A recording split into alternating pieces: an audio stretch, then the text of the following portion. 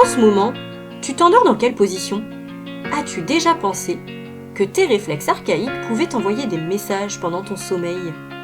Aujourd'hui, on va explorer ensemble une question essentielle. Le sommeil influence-t-il les réflexes archaïques et inversement ? Tu vas voir que le lien est beaucoup plus étroit qu'on ne l'imagine et qu'il peut éclairer de nombreuses situations du quotidien. Difficultés d'endormissement, réveil fréquent, agitation ou encore hypersensibilité chez l'enfant et même chez l'adulte.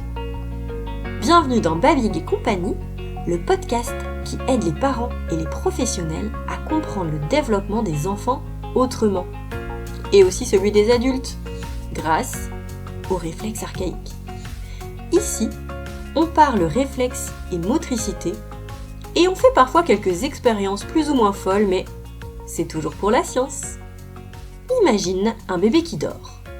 Son corps bouge légèrement, ses paupières frémissent, sa respiration change, parfois il s'agite, il grimace, il sursaute.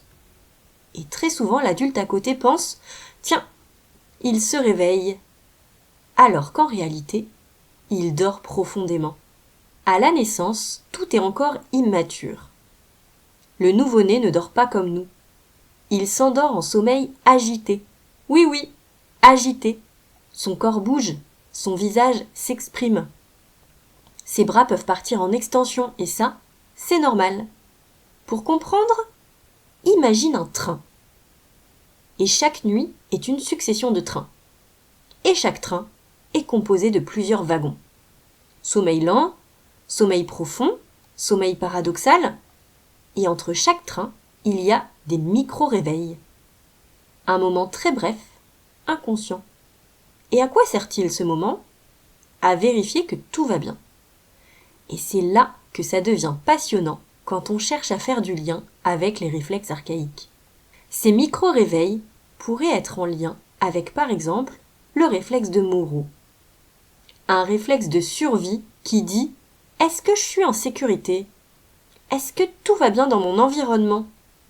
Est-ce que tout est OK autour de moi et que je peux continuer mon sommeil tranquillement ? » Si la réponse du corps est oui, l'enfant replonge dans le sommeil. Mais si la réponse est non, alors Moro serait là pour assurer la survie en déclenchant des sursauts plus forts avec les bras, des réveils fréquents avec des cycles de sommeil qui ne s'enchaînent pas, une agitation nocturne. Tout ça pour que l'adulte intervienne, réassure, redonne de la sécurité intérieure. Mais le sommeil devient fragmenté. Et on voit certains bébés plus sensibles que d'autres, qui ont besoin de rituels ou de routines plus importantes avant le sommeil. On pourrait penser à deux réflexes principaux. L'embrassade de Moro et le RPP, réflexe de paralysie par la peur. Ce sont deux réflexes qui gèrent la sécurité intérieure. Et quand justement, cette sécurité intérieure n'est pas optimale, les routines, elles rassurent, elles redonnent du contrôle. T'as peut-être remarqué que d'autres bébés ont besoin de beaucoup de contact et d'être bercés plus longtemps. On pourrait là encore penser à ces deux réflexes, dont Moro qui est vestibulaire. Les bercements vont donc l'apaiser. Surtout si le bébé est contenu, enroulé, les bras rassemblés. C'est d'ailleurs pour ça qu'on a tendance à dire que l'emmaillotage apaise le réflexe de Moro. Et donc ces bébés en hypervigilance, qui se réveillent pour pas grand-chose, qui ont du mal à enchaîner leur cycle de sommeil, leur système nerveux ne lâche pas complètement. C'est comme s'il disait « Je préfère rester un petit peu en alerte, au cas où il y a un danger. » Et toi alors ? Ton sommeil, il est comment en ce moment ? Est-ce que tu lâches prise facilement pour t'abandonner au sommeil ? Ou est-ce que tu galères le soir à t'endormir ? Tu tournes en rond, tu ressasses des idées dans ta tête. Tu sais, ce moment magique où t'es enfin dans ton lit. Et là, ton cerveau décide que c'est le moment idéal pour repenser à ce message que t'as pas envoyé, imaginer une discussion qui n'arrivera jamais, organiser toute ta semaine à 23h47. Mais ton corps, il est fatigué. Et ton cerveau, lui, c'est comme s'il avait lancé une réunion mais sans toi. Un autre réflexe pourrait rentrer en jeu ici.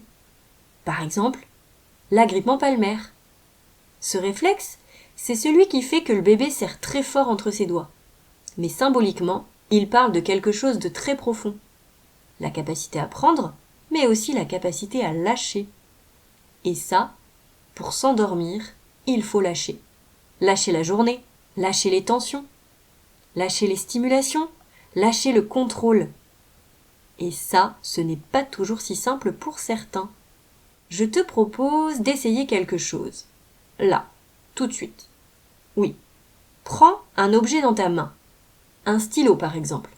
Serre-le doucement. Garde ce stylo dans ta main, mais toi, essaye de te détendre. Sans ouvrir ta main. Continue à tenir le stylo, continue à le serrer dans ta main. Mais toi, essaye de détendre ton corps, essaye de relâcher tes épaules, essaye de relâcher ton dos, tes mâchoires, ton visage, et continue à serrer le stylo dans ta main. Observe tes mâchoires, tes épaules, ta respiration, et maintenant, ouvre ta main, laisse tomber l'objet, et ressens ce relâchement. C'est exactement ce dont ton corps a besoin pour s'endormir. Il a besoin que tu lâches, pour pouvoir se détendre entièrement, autant au niveau physique qu'au niveau de ton esprit. Et quand le corps est fatigué, mais en tension. On pourrait penser qu'un enfant fatigué va mieux dormir. Mais en réalité, c'est souvent l'inverse. Si tu es parent, tu connais peut-être ce moment où un enfant est épuisé, mais au lieu de s'endormir, il devient une petite tornade. Il court, il rit, il saute partout. Et toi, tu le regardes en te disant mais dors en fait. Pourquoi tu fais ça? Dors, mais dors. Et c'est là qu'on voit que le corps ne lâche plus. Un enfant qui manque de sommeil produit plus de cortisol. Le cortisol, c'est l'hormone du stress. C'est celle qui maintient éveillé. Donc plus un enfant est fatigué, plus il peut devenir agité, irritable, hypersensible. Et moins il arrive à s'endormir. La mélatonine, elle fait tout l'inverse. C'est l'hormone du sommeil. Elle est sécrétée à la tombée de la nuit avec un pic entre 20h et 1h du matin. C'est une fenêtre précieuse que beaucoup d'enfants malheureusement ratent et d'adultes aussi. En gros, plus on est couché tôt, plus notre sommeil serait de meilleure qualité et potentiellement plus long. Mais les enfants sont souvent couchés trop tard. Et les adultes aussi. Et on passe à côté de ce moment biologique idéal. Surtout que si notre régulation hormonale est bonne, alors nos réflexes archaïques fonctionnent encore mieux. Oui, il y a un lien entre réflexes archaïques et régulation hormonale. Et les siestes, dans tout ça, on en parle? Est-ce que toi tu fais encore la sieste? Les siestes, elles sont perçues comme secondaires. Mais en réalité, manquer une sieste, c'est comme manquer un repas pour un enfant. Ça vous viendrait à l'idée de faire sauter un repas à votre enfant? Il faudrait voir les siestes pareilles. C'est autant vital pour lui que manger. Un enfant qui ne dort pas assez en journée arrive le soir saturé de cortisol par exemple. Et là encore, le corps ne lâche plus. Le sommeil de jour permet de réguler le système nerveux, de diminuer le cortisol et d'intégrer les apprentissages. Parce qu'après chaque moment riche en expérience, le cerveau a besoin de trier, de classer, d'intégrer. Et c'est pendant le sommeil que cela se fait, notamment pendant le sommeil paradoxal. Les émotions se régulent, la créativité s'exprime, les apprentissages se consolident, y compris l'intégration des réflexes archaïques. Toutes les expériences sensorimotrices réalisées par l'enfant pendant les temps d'éveil s'intègrent dans son cerveau pendant qu'il dort. En gros, l'entraînement qu'il fait de ses réflexes archaïques pendant ses temps d'éveil s'intègre dans son cerveau quand il dort. Chez l'enfant en pleine maturation, en pleine construction, le sommeil est capital. Mais aussi chez l'adulte, car les réflexes archaïques ne disparaissent pas. Ils ont besoin d'entretien toute la vie, mais ça, c'est une autre histoire. Donc, chez un enfant en dette de sommeil, le sommeil paradoxal et le sommeil profond seraient perturbés. L'intégration des apprentissages pourrait être plus compliquée. Chez l'enfant, mais chez l'adulte aussi. Je t'ai demandé, au début de cet épisode, dans quelle position tu t'endors en ce moment. Parce que oui, ton sommeil va nous donner des informations sur tes réflexes. Parfois, c'est la posture qui peut donner des indices. Un bébé qui dort en hyperextension par exemple. Le corps en arrière, tendu. Ça pourrait se traduire par une surstimulation des réflexes postérieurs. Une difficulté à se sentir contenu, un besoin de sécurité. Donc, on pourrait avoir une petite pensée pour le spinal de Galland ou le spinal de Pérez à l'arrière du dos, le réflexe de Moro ou le RPP, qui a besoin d'être contenu, qui a besoin de sécurité. Ces enfants ont souvent besoin de s'enrouler, d'être contenus, de retrouver un axe. Et toi, si tu t'endors complètement enroulé dans ta couverture, est-ce que ton réflexe de Moro ou ton RPP ne te demanderait pas de prendre un petit peu soin d'eux? Tu sais, comme si t'étais emmailloté en fait.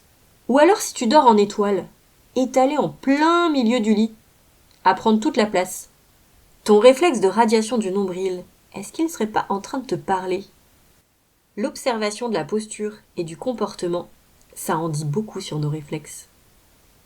Et quand le sommeil manque, les signes, ils sont souvent très clairs. On est grognon, on a les émotions décuplées, on a plus de difficultés à gérer les stimulations, le système nerveux, il est en surcharge. On pourrait dire qu'il est en insécurité.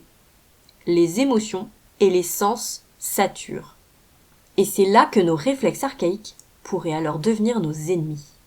Alors, le sommeil influence-t-il les réflexes archaïques? La réponse est oui, mais l'inverse est tout aussi vrai. Les réflexes archaïques influencent aussi le sommeil. C'est une relation dans les deux sens, un cercle, un équilibre. Je dois prendre soin de mes réflexes archaïques pour avoir un bon sommeil. Je dois avoir un bon sommeil pour que mes réflexes archaïques fonctionnent correctement. Ce qu'il faut retenir, observer le sommeil, c'est pas seulement observer du repos. C'est observer la sécurité intérieure, la maturation du système nerveux, la posture, l'enchaînement des phases, des cycles de sommeil, le lâcher-prise pour s'endormir, la durée et la qualité du sommeil et parfois des réflexes encore très actifs. Donc parfois derrière un enfant qui ne dort pas bien, il y a un corps qui n'arrive pas encore à se sentir suffisamment en sécurité pour lâcher. Donc la prochaine fois que tu auras du mal à t'endormir ou qu'un enfant ne dort pas bien, imagine que ton corps, ou le sien, c'est comme une maison la nuit. Tout est calme, tout est éteint, mais parfois, il y a une petite alarme qui reste allumée quelque part. Une petite lumière rouge qui clignote. Est-ce que tout est vraiment ok? Et tant que cette alarme est active, le sommeil ne peut pas s'installer complètement. Au-delà du fait de se coucher tôt et d'avoir un rituel adapté pour aller vers le sommeil, pose-toi cette question. Qu'est-ce que mes réflexes essaient de me dire? Lequel de mes réflexes me demande de prendre soin de lui en ce moment? Prends soin du développement des enfants et du tien. Observe leurs mouvements et leurs comportements. Et le tien également. Faire du lien entre le corps, la posture, les émotions, la gestion du stress, les stratégies d'apprentissage, le comportement, les relations sociales, grâce aux réflexes archaïques. Et si tu fais toi-même des expériences, comme aller tester tes propres réflexes archaïques ou observer tes réflexes quand tu t'endors, pour mieux te connaître, c'est aussi pour la science, hein. Si cet épisode t'a parlé, tu peux découvrir mes ateliers et formations sur Babig et compagnie. À bientôt pour parler réflexes et motricité.